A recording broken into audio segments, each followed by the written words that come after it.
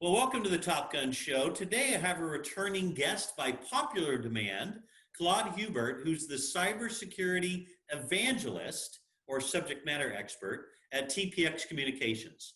Prior to the 3 years here at TPX, Claude has spent many years as a senior consultant, as an operations and IT manager, and a senior IT consultant.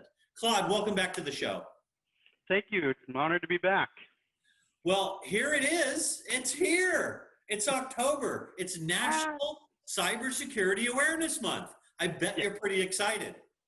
Definitely. There's a lot going on at TPX when it comes to cybersecurity, and there's a lot going on the market too. So this is it's really good to have this month to just raise awareness and for people to really start realizing some of the risks that they have out there. Right, exactly. Why don't you talk about some of the security concerns that should be on the top of everyone's mind right now? Well, one issue that I still feel is not getting the attention it deserves, and that's home cybersecurity. There are a lot of folks out there that are now working from home. Some of us have already been working from home for some time. And give you an example. If someone is connecting to their work computer or their work network, and they're using the VPN to get there, okay, they've got the extended protection from their company. However, as soon as they disconnect from that and they're going on their home network, that protection ends. And they have no other protection than whatever it is that their service provider provides them with whatever routers they have.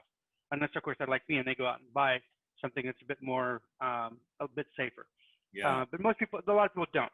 And that part of the awareness is something that's not getting enough attention. There's also the exponential increase in cyber attacks, the likes of which we've never seen. We've got COVID-19 to thank for that. So it's important that people learn to recognize various attacks and how they should respond to them. And not just for their work, but also for their own home and their own family.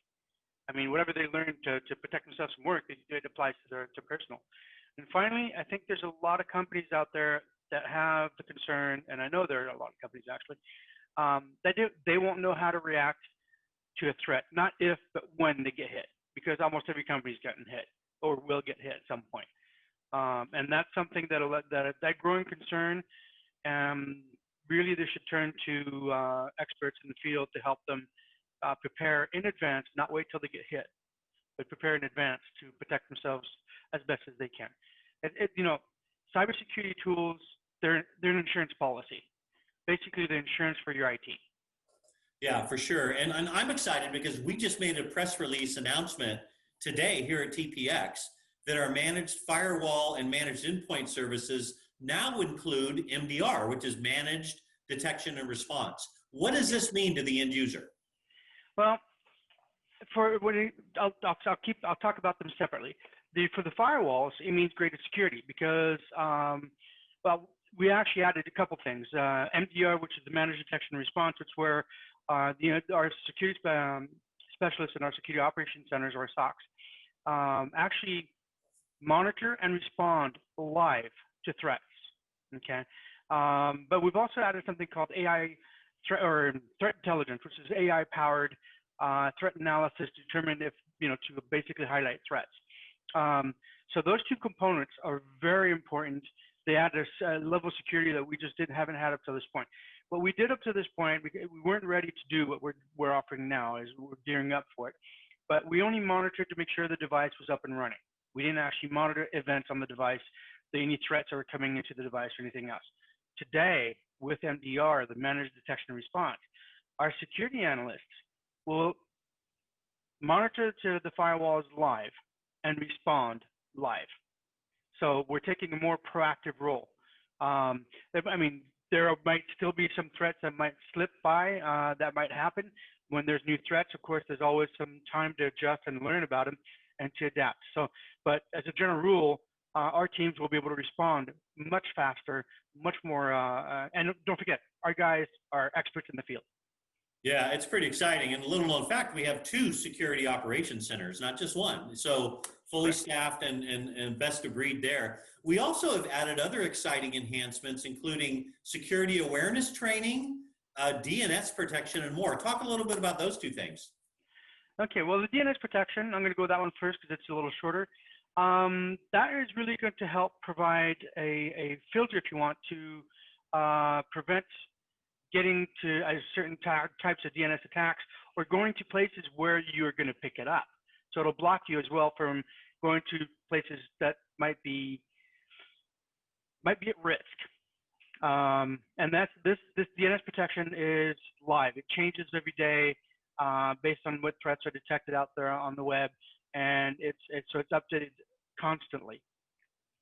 The one that I think is really, really big is security awareness training. Keep in mind, as I mentioned earlier, that people are still the number one source of security incidents. Okay, either they click on something, they open something that they didn't realize was bad, and that's how ransomware comes in. That's how a lot of the malware functions. So people are still the number one risk for companies. Okay, so security awareness training, or SAT, helps people understand what is a threat, how to recognize it, and how to mitigate it. So SAT training goes a long way into help mitigate threats out there, and it helps people not only in the work environment, but everything that they learn at work. Again, it's going to help them for home and for their families. Yeah, and I'm excited to have you on again. I know you're just so passionate about this. I mean, it's I feel safe. I feel safe because of you. Wow. And you know this, I always close the show with something personal, but not too personal. Why don't you tell the viewers a little known fact about yourself? Well, I think last time I mentioned that I'd been a hacker before. One of the things that happened back early in my career is I started working at a company as a computer operator, and one of the guys there was a system programmer, found out that I had been a hacker, and he challenged me. And what he did is we had a production account, and then we had 2 test accounts, each one of us. And he wouldn't touch my production account because he would have been fired for that one. But he disabled my my test accounts and then challenged me to reactivate them. So it was it took me about 3 hours to figure it out, but I found my accounts in the system's memory and found which bit would identify either the account as active or disabled. And all I had to do is flip that bit back, and my accounts were back up and running. Now, it took me a little while to find it because it's kind of hard to find it in the system. And then I took his test accounts, and I did the same thing, except I wiped the memory, so that if he went to the memory location where they were, he wouldn't find anything.